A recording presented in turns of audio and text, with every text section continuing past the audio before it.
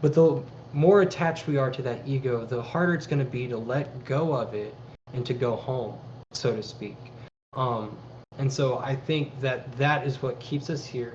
And like, for example, to bring it all back to the ceremonial magic, it is the practice of cleaning the spiritual residue of the ego away so that you are a lighter soul.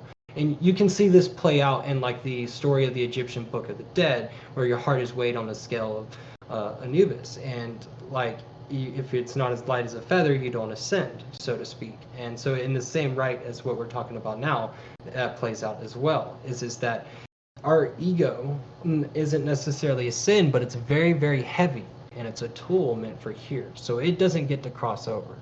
Um, and so, if we aren't willing to let go of that weight, that baggage, when the time comes, where it's all due for us, then we might come back. And I think it's a choice. I don't think there's anything wrong with reincarnation.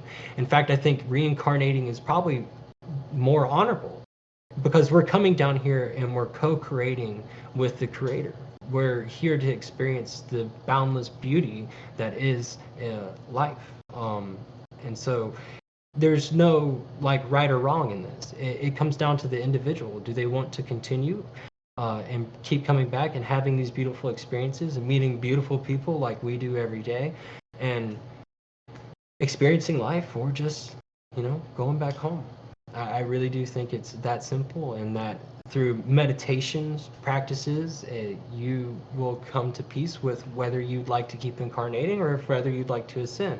The truth is there's no wrong answer, and that's a beautiful thing about it. We're all welcome to stay here. So when it comes to the afterlife, you believe we have a choice in what happens to us, or do you believe it's determined by something like our karma or the judgment of God? I would say that it comes down to choice a little bit, right? But yeah, our karma is deeply interconnected with the ego. The ego interacting with the world creates good and bad karma, right? So whatever karma you have is that said residue of your ego and what keeps us here. So that's where the phrase of like having good karma comes from. It's like a balance scale. You don't want to be like perfect, but you want to do enough that you're not causing horrible butterfly effects in the world. Because all that weight does come back to you. Those are things that hold us back and hold us here. And I think that the process of making an amends is possible too. I think we all have a chance for, making an amends and starting over and living a good life for the rest of the life.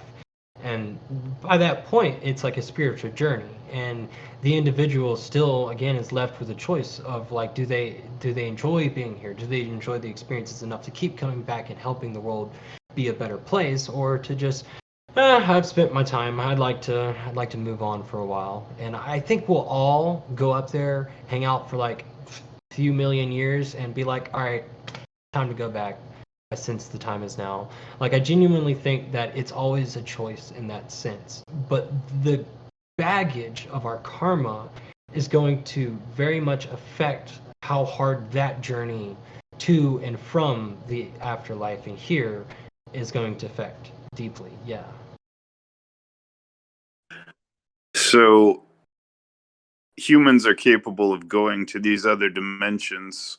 Are beings from these other dimensions also capable of coming here somehow, do you think? Can they influence us if we don't go to their dimensions? Or is that the only way that connection can happen? Like, do you think it goes both ways?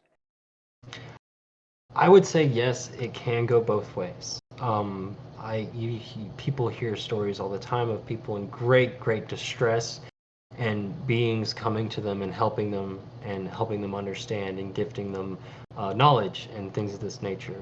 There's all sorts of stories like this, and I think that a lot of them hold a lot of weight. But I do think that it's a very special circumstance because it comes down to an individual's capability, right? Like, if someone should see an omnidimensional being, that could drive anyone crazy. Like, if especially without the understandings of angels. Like, imagine an individual on an island, right, that has never encountered anything of that nature or even heard of it in tales. and that comes down and interacts with them, it's going to really mess them up. So it's a circumstantial thing, but I do think it's possible. So, is there any, kind of takeaway for the ordinary person in terms of, I don't know, I mean, would you even encourage people to try and achieve this kind of state, or would you say they should stay away from it? I would say it is worth it to an extent if you are a seeker of truth, if you are well read in the occult philosophies and anything spiritual, meditations of that nature, you crave these otherworldly experiences. If that's what you crave, yeah, you can do it. You're welcome to. But I would not recommend it to the individual that is scared of their own sanity. I think that it could backfire. And it's not something I would recommend for everybody because, again, this is everyone's own journey. For me in particular, I think it was a beautiful experience. It was worth it in my shoes, and that there are plenty of people out there that could get a lot from it. But it's a troublesome road. I would say it adds a few years to your takes away a few years even from the experience, like how heavy the experience is. But yeah, if you got tough skin and you can cope with other realities, it's worth it. Yeah.